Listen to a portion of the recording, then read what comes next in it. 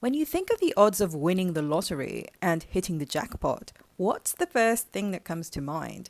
It might not be the fact of your own existence, but what were the odds of your coming into being, if you really think about it? I mean, why are you you and not someone else? Why are you you and not something else, like the wind or a tree or a rock on the face of a cliff? Of all of the things you could have been, you are you. So, in a sense, all of existence has accommodated you, is accommodating you. Those odds are pretty staggering, aren't they? In other words, just by being born, you have already demonstrated remarkable, fantastic odds. And from this perspective, you might even say that just remaining alive up until now makes you a winner. Humans invent reasons for why that isn't good enough, though, when the truth isn't that just being here, alive and breathing, is not quote unquote good enough. It's that we just happen to desire more. We are beings who desire. It's what humans do. It is not necessary to conflate the two, to equate desiring more with not being good enough, in other words, or to attribute desire to not being good enough. Not being good enough is not the cause of your desires. It is if that is how you define desire, if it's how you define desire, and that is your choice. You are free to define it differently. You can be good enough and want more, just like how a chess player might win a prestigious tournament and become a world champion and still go on playing the game of chess. Just like how an award-winning director goes on directing movies even after winning multiple awards. The chess player enjoys the game, desires the playing of it, and the director enjoys making movies, desires the creation of them.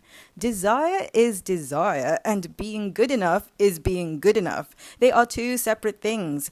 You desire because it's what you do. It has nothing to do with how quote unquote good you are, which, if you really think about it, is a pretty arbitrary concept to begin with. Good enough according to whom, and why them and not someone else? Who gets to decide who is or is not good enough? The illusion of physical reality and physical manifestations, such as money and recognition and accolades, is twofold, largely speaking.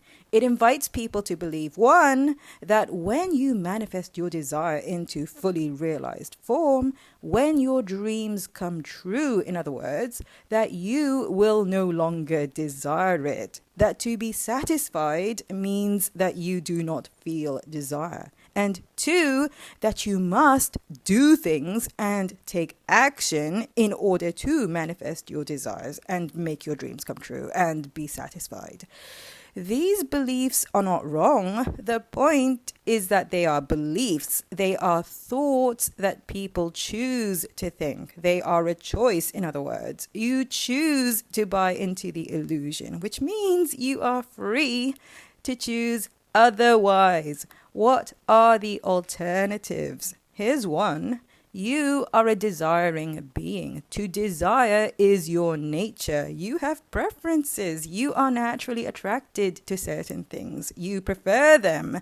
When you have the opportunity of enjoying something you know you prefer, your appreciation of it grows. Your enjoyment and appreciation of something do not diminish your desire of it, they enhance it. In other words, your satisfaction enhances your desire. You do not desire something less because you have already enjoyed it.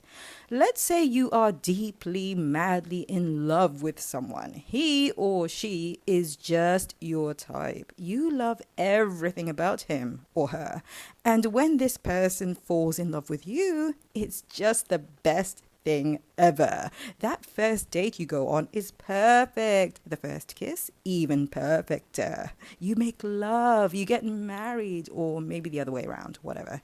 You enter relationship bliss, relationship heaven, one that lasts beyond the so-called honeymoon phase. Every day is a wonderful adventure with this person in your life. And then, do you just wake up one morning and decide, because you've already experienced so much satisfaction, that it's time to stop enjoying yourself? Time to stop being blissfully in love? Satisfaction does not mean you desire less. Satisfaction nurtures desire. It's just that we frequently call it something else. Instead of desire, we call it appreciation. We call it love. We call it enjoyment. People think they do not desire what they already have, but they do. They just say they enjoy and appreciate it instead of that they desire it. But they do desire it. That's precisely why it hurts when they suddenly lose the things they are accustomed to enjoying, isn't it? You do not stop desiring things once you have quote unquote conquered or achieved or had them. You continue to desire them. You just use a different word to describe the feeling of your desire.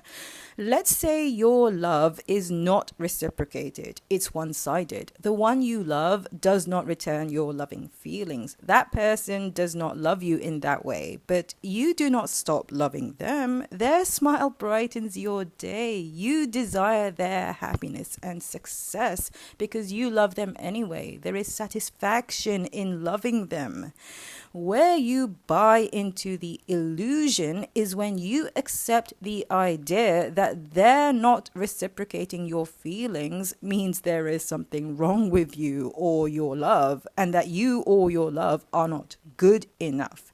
That is what causes many people to act jealously and insecurely, to seek retaliation for some perceived slight to their ego or pride, for instance, and to exhibit what you might call scorned lover syndrome.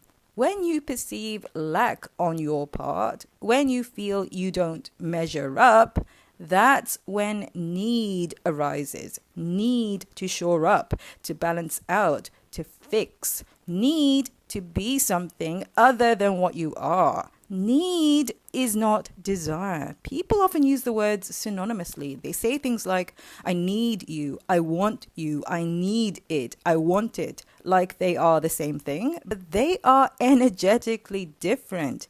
Need and pure desire are very, very different.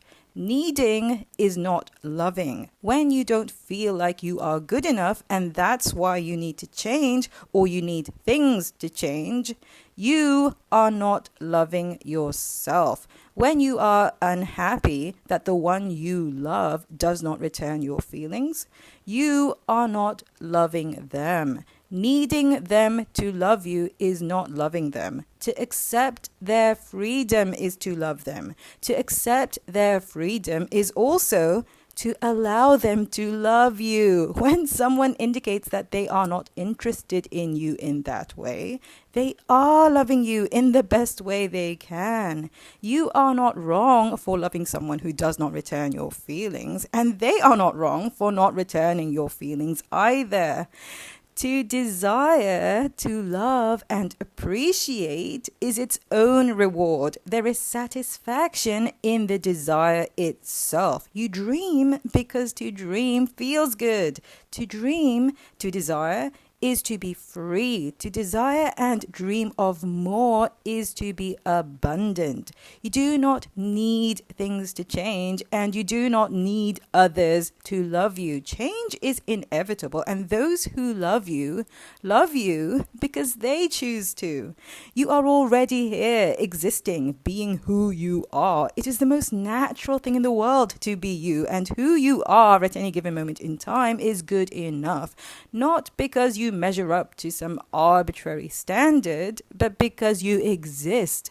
You are because you are. You are who you are. You are who you are, and other people are who they are. You do not have to be like anyone else. You can be inspired by them, but it is not your job, your duty, your obligation to be like anyone else. It's not even your duty to be yourself. You just are. You are who you are. There is no reason. You just are. You are good enough because you are good enough. You might invent reasons like, I am good enough because there are people who love me, or because I have an annual income of X dollars and a total net worth of Y dollars. But these reasons are inventions, reasons you invent and imagine to support the concept, the idea that you are quote unquote good enough, which is also an idea born of your own imagination. You are good enough and you desire more because you are someone who loves and appreciates. You are an appreciator of things. You have enough money and you desire more because you love and appreciate money. Money that you already have and enjoy. Your desire is what attracts more, not your need. Money comes to you because you happen to be there. You are loved and you continue to desire being loved because you love and appreciate the feeling of love and appreciation. Love and appreciation that you already have and that is familiar to you. Your loving appreciation of that feeling is what keeps it steadily flowing your way, not your need for it. You receive love and appreciation because you happen to be there as a potential object of love and appreciation, because you exist, because you are who you are. You are a winner when you are a winner, not when you meet some external criteria for success. External criteria are fleeting anyway. If you were the youngest child prodigy of your generation, guess what? That is not what you are for the rest of your life. That is not what defines you, even if that is how others define you, and even if they compare you to the latest so-called child prodigy of the era. You eventually grow up, your past accomplishments become memories, and you are free to desire other things. You are not your past or your future. Who you are is who you are now in the present moment, and who you are becoming is who you are steadily, consistently in your now. Who you are is how you feel consistently, dominantly most of the time.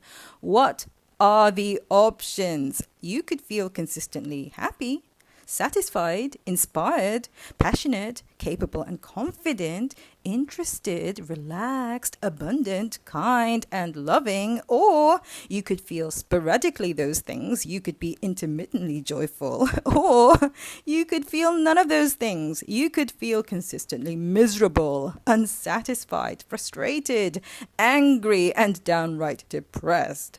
What would you prefer? You can choose. No matter what is happening, no matter where you are, you can always pick a direction and move, not because you have to, not because you need to, not because you should, but because you have a vision of something you desire, something that calls to you and that you are attracted to, something that nobody can keep you from, because that's how much it calls to your spirit. That's how beautiful and enchanting and inspiring it is to you.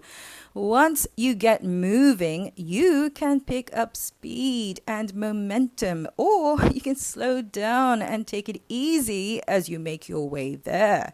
When you have clarity about what you desire, it is natural for you to move toward it. Trying is not required, and failure is irrelevant. All you have is now, and now, and now, and now, and now. Your now is never wasted either. That's another thought that stems from the same vibration of energy as the one that says you are not good enough, that what you have now is not enough.